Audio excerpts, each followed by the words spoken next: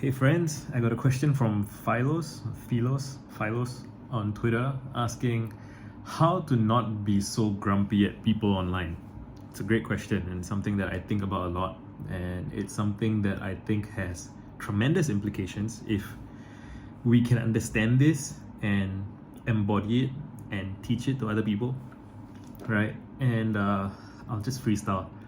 I think of the internet really as a sort of mass collective unconscious.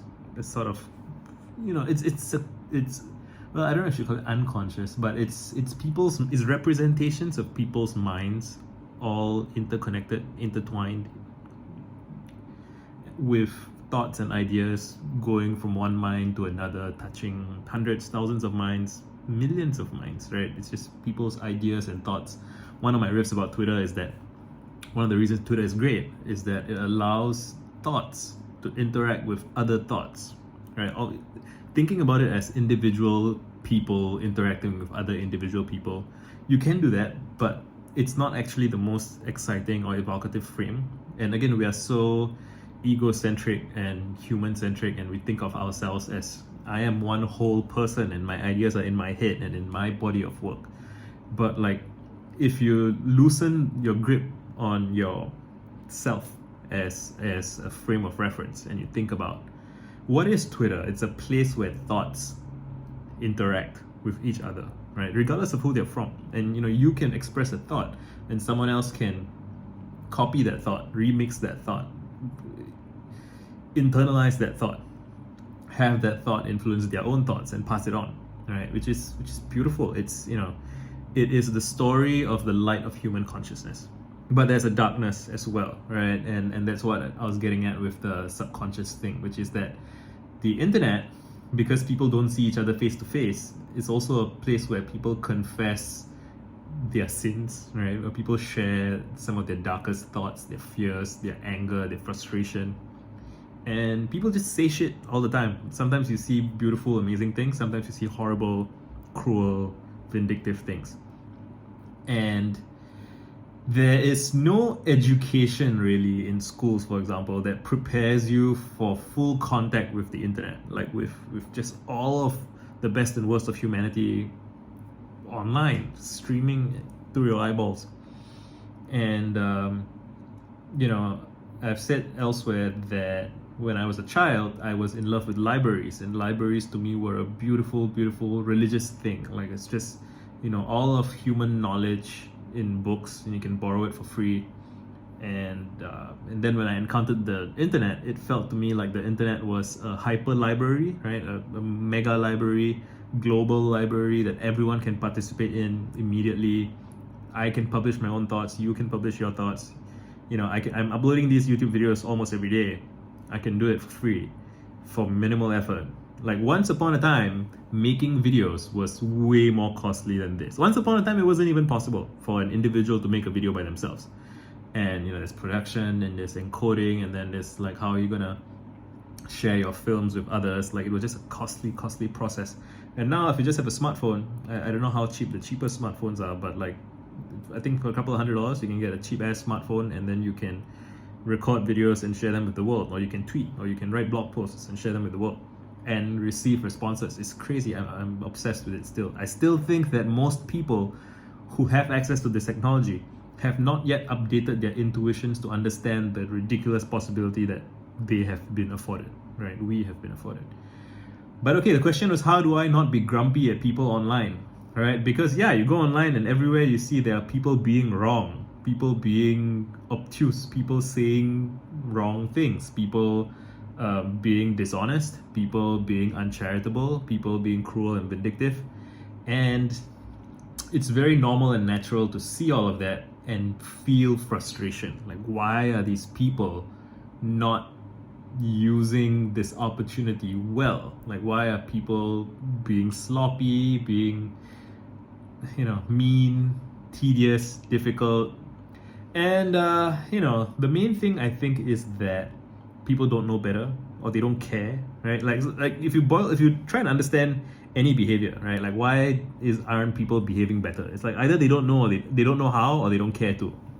Andy Grove, in his book about management, says that, if somebody at work, if your employee is not doing something, either they don't know how or they don't care, right? Either they're unwilling or they're unable. And if your job as a manager is to train them and motivate them, right, to help them become willing and able so that they can do it. And but on the internet, you are not other people's manager, right? It's a free for all. Everyone's free to do whatever they like. It's not your job to fix anybody else. It's not anybody's job to listen to you. And so it's all about persuasion in my view, right?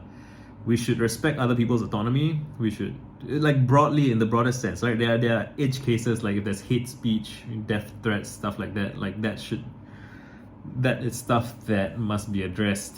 I don't really want to get into that. I want to talk more about just generally when you see people being irritating online and then you feel compelled to respond, stop, right? Evaluate. And I'm not saying don't respond. I'm not saying swallow that response. What I think is the smart thing to do, right? The strategic thing to do is to open up your notepad, or so if you're on Twitter scrolling on your phone and you want to say something, type out your reply to that person and then say your angry, grumpy reply. Type it out and then save it to your drafts. You can just press cancel and you can save it to your drafts. And then just do that. Just continually write all of your angry feelings, all of your grumpy feelings. So type them out and then save it to a draft. And then decide that you'll check on your drafts once a week. So maybe every weekend, every Sunday, or once a month on the last day of the month. I think depends on how much you use Twitter, right? So if you use it every day, probably check it every week. If you use it every other day or so, check it once a month. And if you're talking about being grumpy online somewhere else, like on Reddit or I don't know, YouTube comments, whatever, type out whatever it is and copy paste it into your notes, maybe, or take a screenshot of it and then delete it. The point here is that it's the immediacy of responses that kind of screws me, screws all of us, right? Because just again, it's an emotional response, and the nature of the internet as a medium, whether we're talking about YouTube, TikTok, wherever, is that things are a little bit more permanent than in real life. So in real life, somebody can say something and then you respond to them angrily, and then maybe they respond in a hurt way or something, and then you kind of de-escalate. Like the default outcome, I think, when some people are having some kind of tension in real life, is usually there's some kind of de-escalation. Whereas online, on Twitter, on YouTube, comments, whatever, the things tend to linger, right? Unless you're talking about like Instagram stories maybe. But generally speaking, stuff that's posted online lasts. And if you're like semi-famous or whatever, people can screenshot what you say. It can last forever. So I think Drake had a rule. There was something like, if I don't really like Drake generally. He makes some great songs. I think he has bad taste in some ways. It's a long story, but I admire his commitment to his craft. I think that's genuinely admirable, and I admire this thing that he said. He said when somebody says some shit about him online or whatever, he gives himself 72 hours before he responds. So that means you sleep. That's 3 days, right? So you sleep 3 times. And if on the 4th day you still feel like responding, then you respond. And that eliminates like 95-98% of stupid bullshit, because something new always comes along.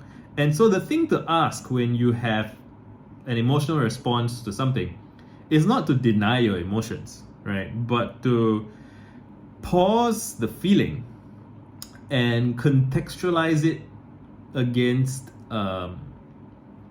your vision of yourself, against an assumption that I have is that people should have a vision for what kind of person they want to be and what kind of outcomes they want to see and what they want to accomplish. Like, I have these things and a lot of people don't. And it's easy to be kind of mean and dismissive about that. Like, oh, these people have no plan, no strategy, whatever. But usually if people don't have visions and plans and whatnot, it's because they haven't been trained to, or they haven't been taught. Again, it goes back to they're unwilling or they're unable, right? And again, it's like they don't see the point, or they haven't done the reading, they haven't been exposed to strategic actors. Because strategic actors, people who have a plan, they can do tremendous things and they can achieve tremendous outcomes.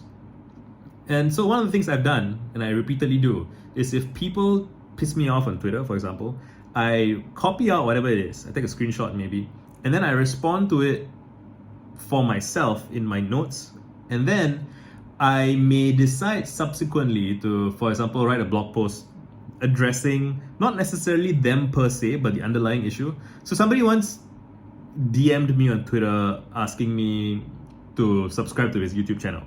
And for some reason, in that moment when that happened, that really pissed me off. It really irritated me. I'm like, this is such a low effort ask. And then I'm like, I got this emotional surge in me, right? Like what the fuck, dude? Why are you annoying me with this stupid ass request?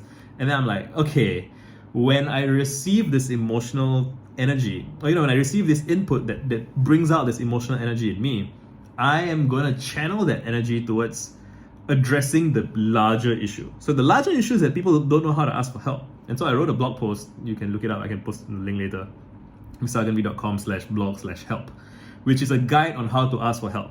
So now this guy has unwittingly done me a service, and I think I shared the link with him subsequently, has done me a service, which is he has helped me help other people who ask for help, right?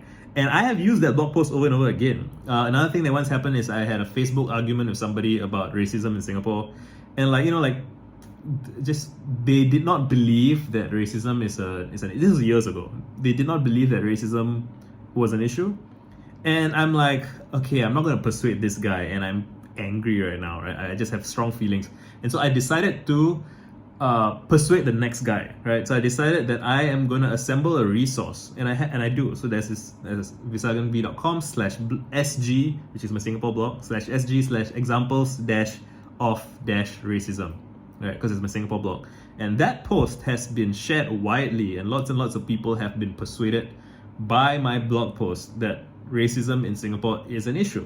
It is a thing that is real, that people experience. And sometimes people just need to see all of the news. Like, they may have encountered individual news stories over the years, but each time they see a news story, it's not relevant to them, so they just ignore it. And then, you see the next one, and to you, it's just random events. Whereas to people who are on the receiving end of the racism, it's a series of events. It's a pattern, right? It's a recurring thing. And helping people see patterns it's a tremendous way to change people's minds, right? If they did not see the pattern before, once you lay it all out for them, some of them will see it. Again, I can't guarantee that everyone who sees it is going to understand, but now I have this tool, this blog post, which lets me persuade people. So that guy did me a favor again. So it's like the trick to not being grumpy at people is to try and investigate the emotional feeling, right? Like, why am I angry? Why am I upset? What is this person not seeing? What is this person not addressing, right? And then become an educator. And again, becoming an educator is not, I have another video called "It's Not My Job to Educate You," and I'll link that, right? It's the same thing. It's like, you might not, it is not your job to educate anyone, but if the problem is frustrating you, you can make a dent in the problem, at least partially, by helping to educate people who don't know better. Or if the people are being like malicious actors, there's more complex strategies you can use, right? Like, I don't know if I want to get into that now, but and yeah, even if let's say one person is being a malicious actor, maybe you can't do anything about them, but you can do things about people around them. You can do things about people elsewhere. You can build a coalition, a tribe, a group of people who are aware. You can raise awareness elsewhere, build relationships with all of those people, and then now you have like an army, right, of people who understand your point of view, have learned the thing, blah blah blah. And some people will say, oh, there's so much effort. Why should I put in so much effort because someone bothered me? And it's like, so this is the interesting part. You get to decide when there's something that's annoying you. You have to ask yourself, do I care? Do I care about this problem? Do I want to see this problem addressed? Am I willing to put in the effort to help address the problem? If you're not willing to put in the effort to help address the problem, then that is a truth that you should face with yourself. You should face that truth honestly and be like, I am not going to put in the effort to help solve this problem or help contribute towards solving this problem. If I am not willing to put in that effort, then I do not have to care about this right now. Like, this person that's annoying me, I can just disregard them because they are not in anywhere close to my list of priorities, right? And I have a list of priorities. Everyone should have a list of priorities that, again, I'm not saying you should live your life dictated by your priorities. So look at my videos for plans are worthless, but planning is priceless. Yeah, so having priorities is useful. It helps you navigate. It helps you, so every day on the internet, I think I'll make a separate video about this. Every day on the internet, I see people who are wasting, in my opinion, I think it's a waste, wasting their time and energy arguing against things that they don't like. You should instead, in my opinion, spend your time and energy focusing on what you want to see. Talk about what you want to see and encourage the things that you want to see, right? Talk about what you're for. Talk about what you want to uplift. Talk about what you want to build. And the beautiful thing when you do that is that other people who also feel that way will join you and they will see you. And this can take a while, right? It can take years sometimes. But like if you really care, you do it. So I dare say a lot of the reason why people feel grumpy about something is because they have a lack of clarity about what they personally care about.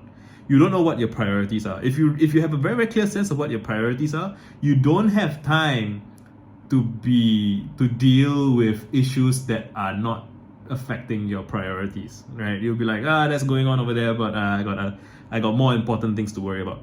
And sometimes other things that seem unrelated may eventually come around and affect the thing that you care about. But you should be honest with yourself about that. And this is going on for quite long, so I think I'm going to end this here. But just to kind of recap, how do you not be grumpy at people online? It also helps, I think, just to game out the situation and ask yourself, what would happen if I respond? What happens after I'm grumpy and then they get grumpy back, and then we have a back and forth argument, and then at the end of the day, you review your day at the end of each day, and you'll be like, so how did I spend my day today? Oh, I got grumpy at some guy on the internet. Okay, cool. Is there anything about that you can use to serve your goals, that you can use productively in some way anyway? If the answer is no, that's fine, right? Like we all have some whatever days, but then you have to evaluate your days as they go by. With each passing day, you're like, how's that working out for me? Like what is the outcome of this strategy? So you may not have chosen this strategy, but the way in which you behave consistently is, an informal kind of strategy. So how is your strategy working out for you? What is it? What are the outcomes that you are creating? And you are creating these outcomes by getting involved, right? So what outcomes do you want in your life? How is the tone in which you react with people influencing those outcomes? What outcomes do you want? Like, think about it. Evaluate the outcomes that you are enduring every day. And I've noticed sometimes that I become more grumpy and irritable online with I get frustrated with people being stupid more when I have been avoiding my own stuff. So when I've been working on my book, I remember after I published my first book, I was like so chill and happy for a month, even though people are still the same, right? People are still being annoying all the time. But I'm like, my book's out, it feels so good. I'm making a bunch of money and I'm making progress on my goals. Whereas when I'm frustrated with my second book that I have been dealing with, it's almost done. Then when I see people being annoying, I'm more grumpy. It's like I have back pain, at some level. I'm like, I'm irritable. I don't have as much patience to just let shit slide, and I become more reactive, more and it's just I don't even want to make it like a moral thing, like, oh, you have to be a better person. Like, it doesn't have to be so grand, right? It's just, do you like the way you're living your life?